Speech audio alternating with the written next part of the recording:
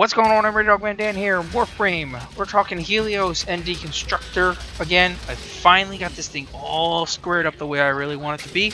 So I'm going to show you the setups on it. It's real important how everything is set up, so I kind of go into nice detail on this.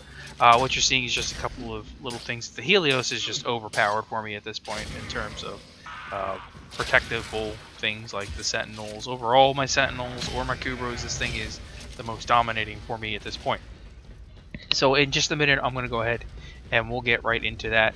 I also have detect vulnerability on, so you're seeing that it's actually working a little bit better than before, but I'll talk a little bit more about that in just a minute. So with that said, let's not waste too much time here. Let's just get right into how I set it up and why it's set up exactly as it is. Alright, so let's take a look at Helios, and I want to show you some really important things because I know we haven't talked about Sentinels too much, but since this is the one I'm going to focus on right now, I want to show you right here that if you're looking at the right hand side, you'll see Investigator, Detect Vulnerability, Coolant Leak, and then Guardian as my first four precepts and how I set them up. So we'll talk about that because these are all, obviously you can change that around. And location and direction are very important here. So looking at this, you're going to be like, oh my god, from your last video, this is all messed up now.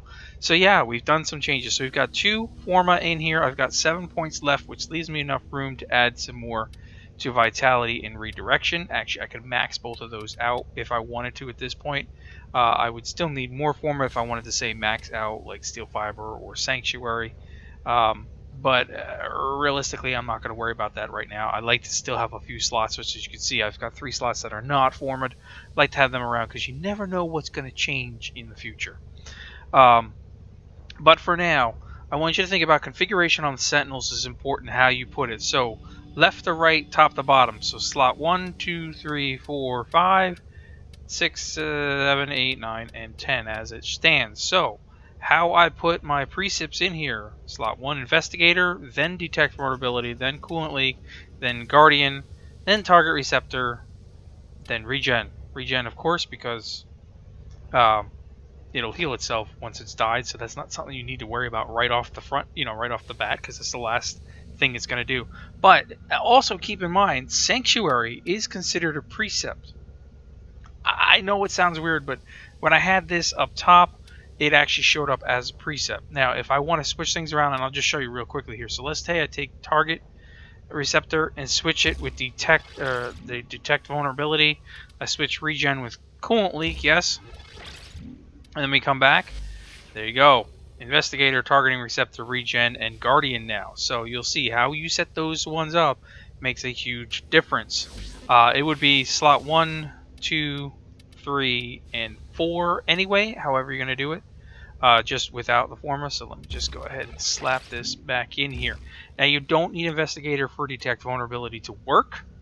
However, always have this first in case you haven't scanned something so you can get the scan done. And then this will show up, and after having played it a lot more now, I'm actually used to it. It does seem to work a little bit better in the second slot. It also seems to be a little bit quicker than what it originally was. I don't know if something was done in one of the patches, but it does seem to work a little bit more now than it used to. And of course, I'm using Coolant Leak to slow down the enemies, Guardian to protect myself, if I could speak. And then, of course, Targeting Receptor kills afterwards. But you see, there's not, the way it goes through its mindset, it doesn't take very long to say, okay, I've investigated, now detecting. Coolant Leak, the guy's too close to me. Nope, he still has shield, so he's good. Let me just kill the guy. It's that simple. Okay. And now, in terms of the Deconstructor, this is how I've got it set up right now. Why are you facing backwards, Oberon? Whatever. Deconstructor is set up this way after 2 Forma as well. As you can see, 70% status chance. We got a nice impact, radiation, and viral are my combinations. I didn't change those. I just changed the mods that go into it to make it more powerful. So pressure point is going to give me base damage increase, of course. Heavy trauma increasing to the impact. If I go ahead and put prime heavy trauma on here, we're going to obviously add more Forma for that. But I'm going to wait till the Void Trader drops another one of those so I have extras, because I like to have extras. So I have one for my Sentinel and one for the regular so they don't conflict. Whirlwind for flight speed, of course. Throwing melee, which means this thing shoots it out faster, and it does its job.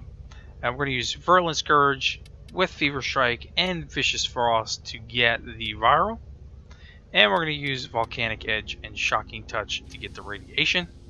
At low, medium levels, every enemy is dead. At high levels, the majority of the enemies are dead anyway when this thing hits almost immediately. But if not, when they're like the super high, then the radiation is going to help me out here. So if you have comments or questions about this, this is my setup on Helios with the Deconstructor.